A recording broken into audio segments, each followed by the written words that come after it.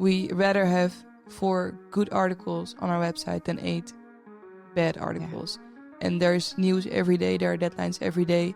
But if that means that you're going to write those articles in a minute and they're not good, I think then you lose, of course, your credibility. Welcome to Wires Uncrossed, the podcast where we untangle the world of affiliate and digital marketing, produced by Clickwire. I'm your host, Luisa, and today we are still talking with Mare and Lotte about creative writing, which I think is a very interesting topic to talk about, especially nowadays when you want to start your business and you want to probably get into building a website or investing more time in your social media.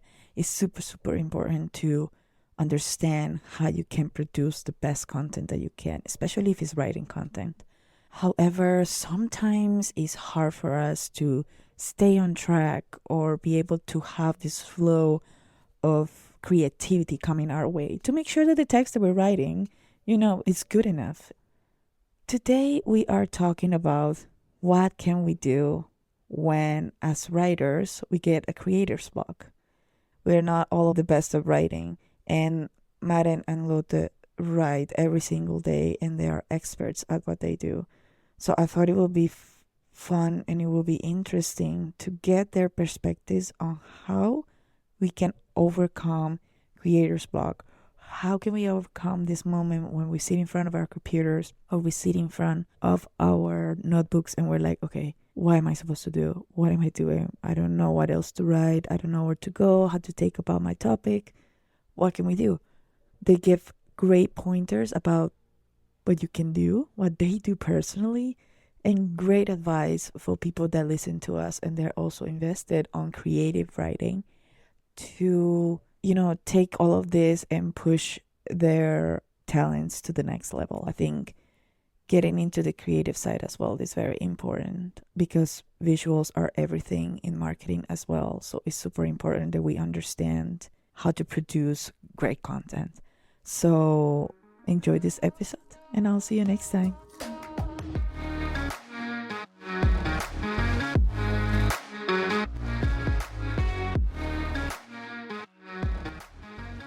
So now we're going to discuss about content. Only content. No more links.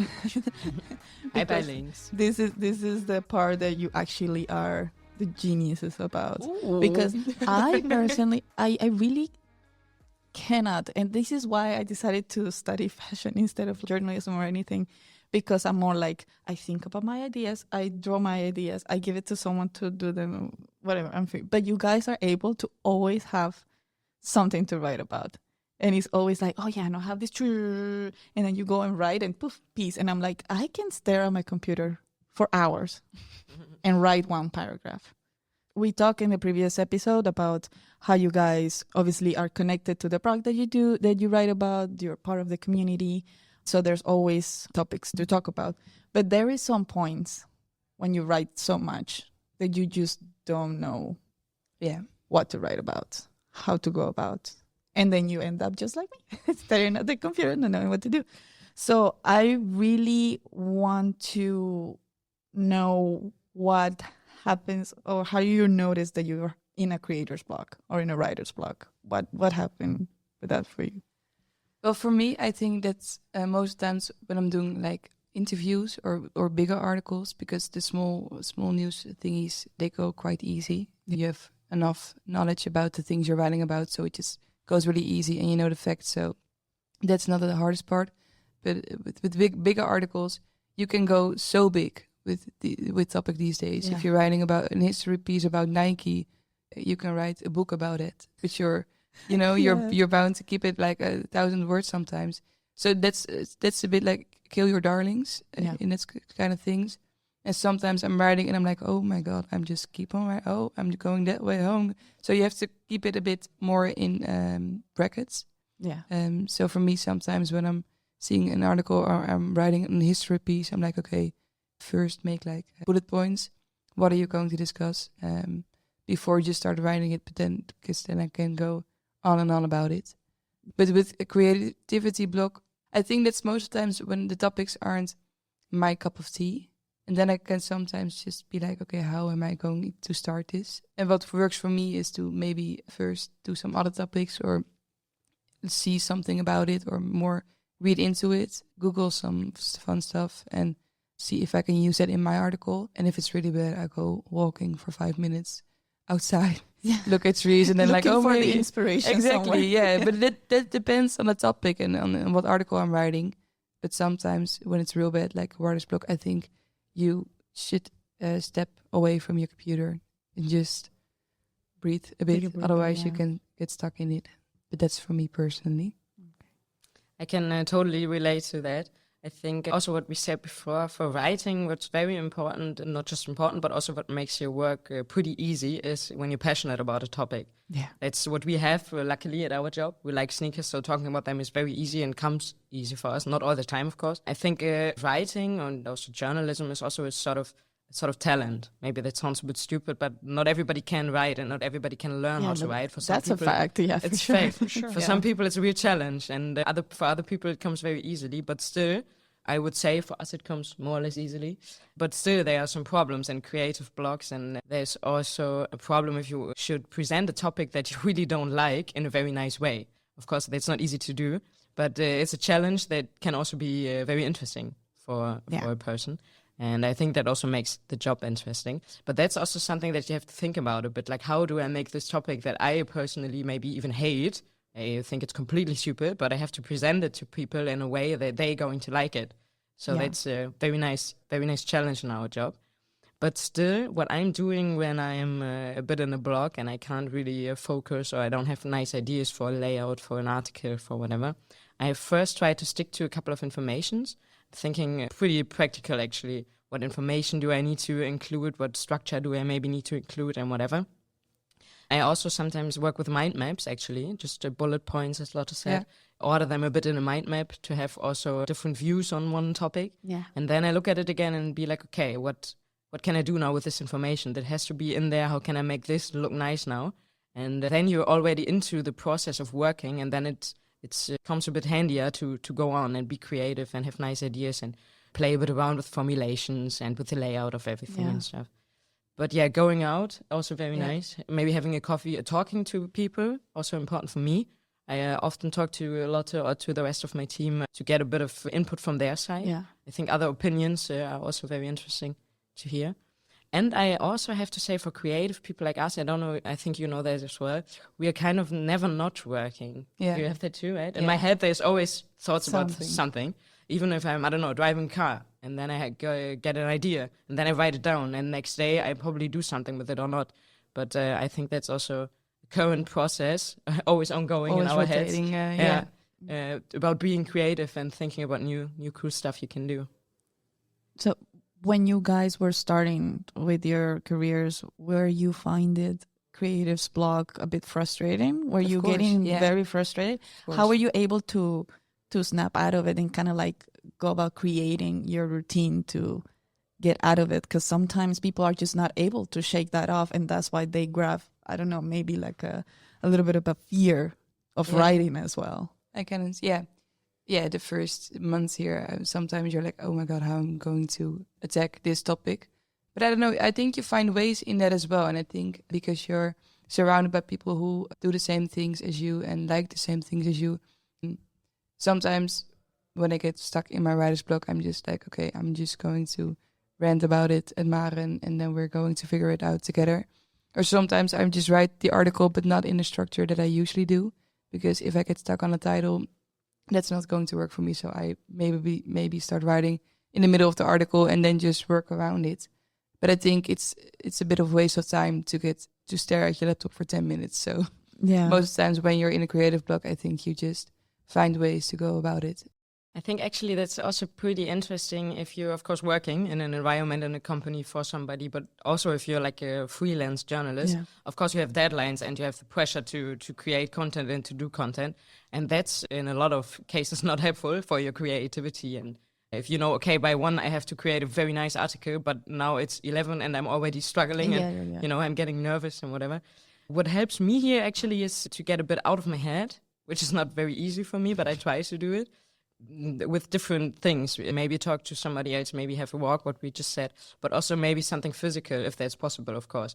At home, I like, when we're working from home, sometimes I even go out jogging or something, because I really need to go away from the laptop, from the environment, from the working stress and the room that you're sitting in front of your laptop. You have to leave that all behind to get a new perspective on things. What I also think, and we kind of said that already before, when I was back in school, I wasn't pretty great in math and these types of things. And my dad always told me when there was a test, like a class test, do the things you know first. Not do the exercise 1, exercise 2, exercise 3, but if you know exercise 3, start with that. Yeah. Do everything that you know already, do that first, and all the things that you're struggling with, do them later. That gives you a better feeling because you started working, you are into your process of working, And I sometimes do that as well. When I'm having a blog, I first put down all the information I have or everything I know for now that I have to include, that I want to include, whatever. And then you have something on paper, and then it's another step and makes it easier to go further in a lot of times for me. Yeah, I was going to ask you about that, what you said at the beginning in terms of deadlines. Because that's the one thing that I know it can be very stressful in terms of letting creativity, because normally you will allow the ideas to process and everything, and then you can come up with something nice. But when there's a deadline, you definitely feel the pressure. When I was working in school and everything, I normally will tackle those sort of things by doing multiple things at the same time to not let the deadline come and breathing in my neck or something like that. So I want to know what you guys' tricks are to when you are in a creative block or you have a lot of work. What would you guys do when the deadline is there to be able just to get the content out? That's a difficult one. Yeah, that's sometimes a thing. I think we at Sneakyjagers have the same opinion about that. We rather have 4 good articles on our website than 8 bad articles. And there's news every day, there are deadlines every day. But if that means that you're going to write those articles in a minute and they're not good, I think then you lose, of course, your credibility, where we talked about it earlier. So I think it's always good to discuss that, hi, I'm struggling a bit with this one. Can I get a bit more hours so I can make it a good piece instead of, hi, can I just do this in the next few minutes and then it's done, but it's not where I'm proud of, what I'm proud of, or it's not fully up to my, how do you say it? Standards. Exactly. Yeah. And I think discussing that, and of course, if it's a really strict deadline, then sometimes you just have to work with it.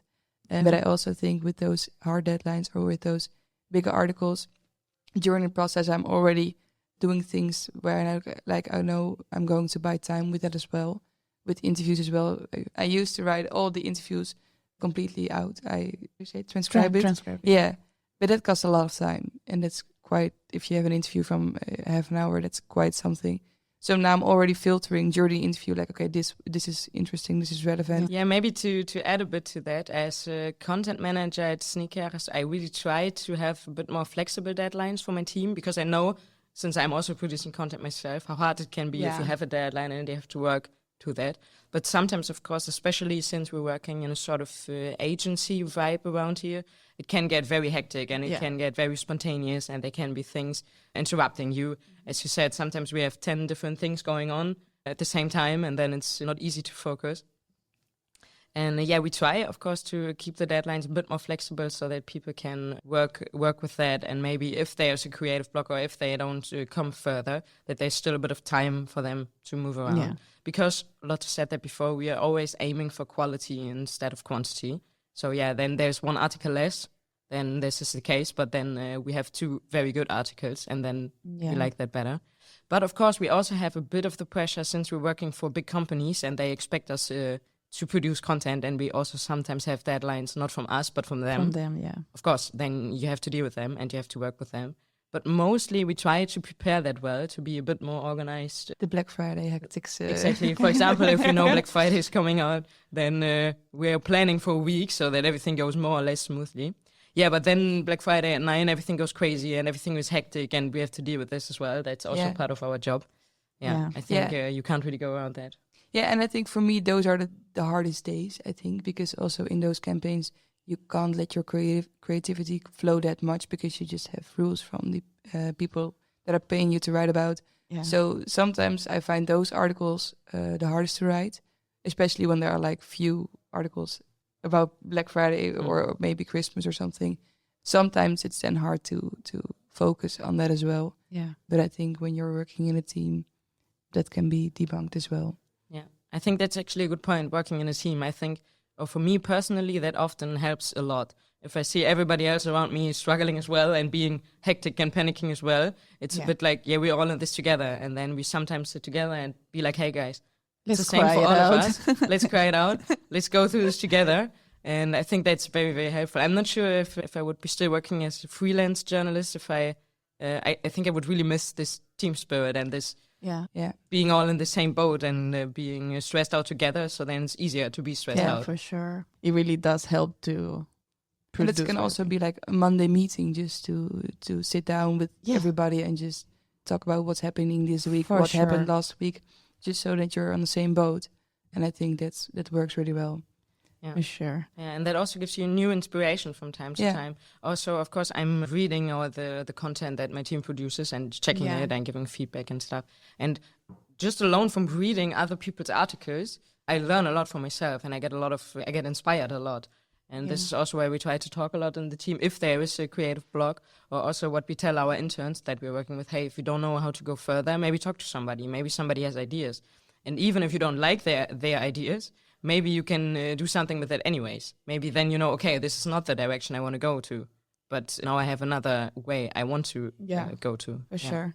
Yeah, A but bad that's the answer one thing that I sometimes. really like is that I've known a couple of content managers that actually don't produce content themselves. They just got the topics and they just assign it. But the cool thing about you is that you also get the feedback and all that, but you're doing the content too. So you're also in their shoes, knowing what they're going through as well. So I think that's why also the content is always really good and on point because of that, because you know what they're going through. You're not just pretending that you know, basically. Yeah. I think, I totally agree. That helps a lot.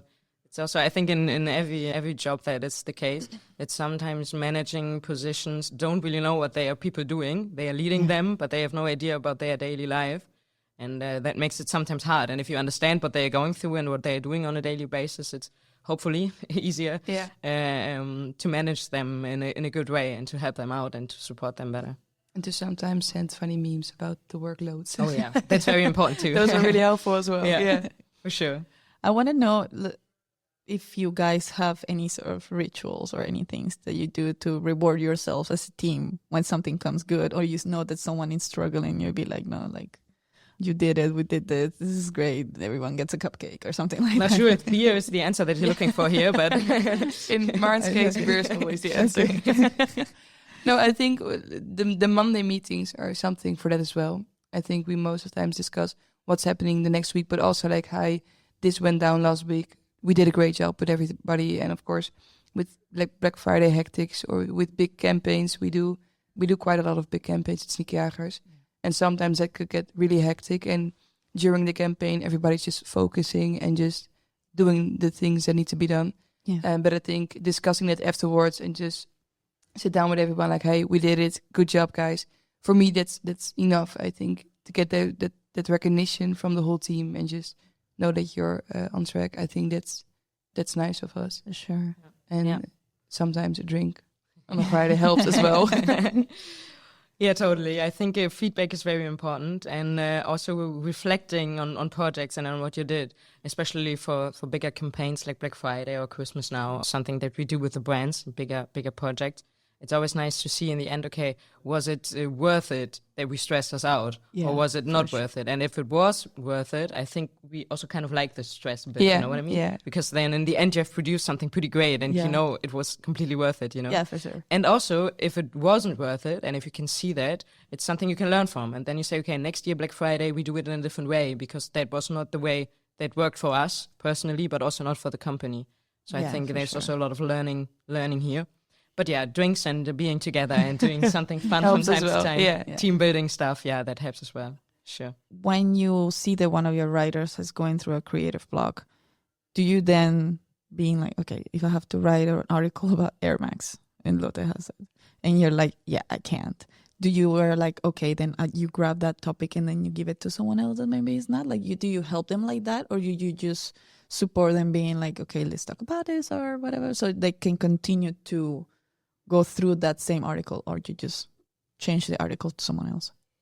In general, I try to sort out topics to my team beforehand that I know that they kind of like and are good at. Yeah. Because we talked about this before. If you like a certain topic, you're better at it anyways. Yeah. And your content will be better anyways because you know what you're talking about in most cases. You like what you're talking about.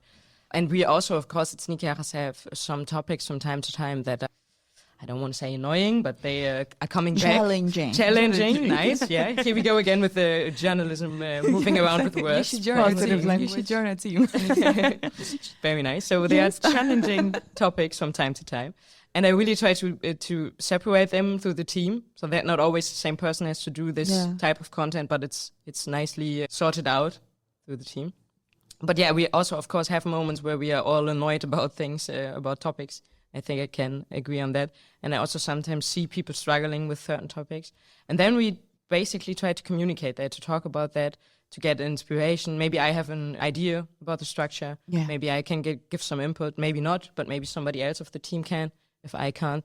So we try to talk about those things and to figure out together how we go there. But I also have to say, and I'm kind of proud of this, that my team doesn't often have too much problems. No, right? No, right. No, and I think Yeah, it's really- fun to see as well. I'm sorry, I'm interrupting you. No, go on. It's fun to see as well. I think we all have the same interest in that being shoes.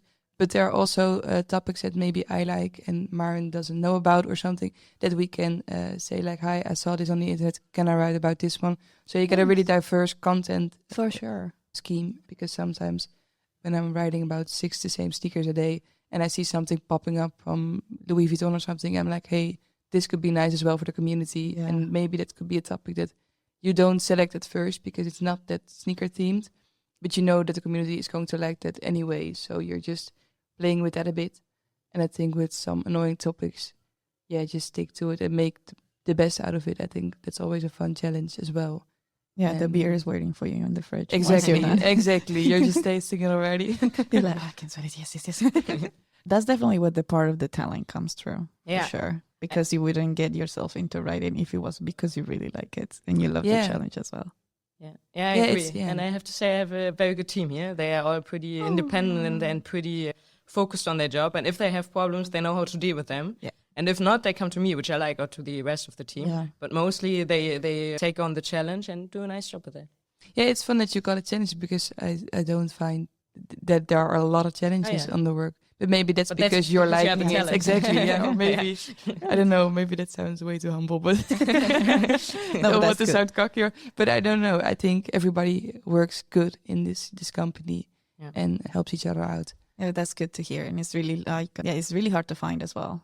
Yeah, I mean, especially if it's your first job, then you're very lucky about finding a place like this because then you have a higher standard to then if you choose to go somewhere else, you'll be like, I'm going to a place that deserves me. yeah, Or there's if you have multiple jobs and then coming to a place like this is quite refreshing to know that there is a place that is actually nice, that cares about the people yeah. and that cares about you as a human, and then knows that if they give you a good environment to work in, then your work will reflect that. Yeah. It'll be quality work as well.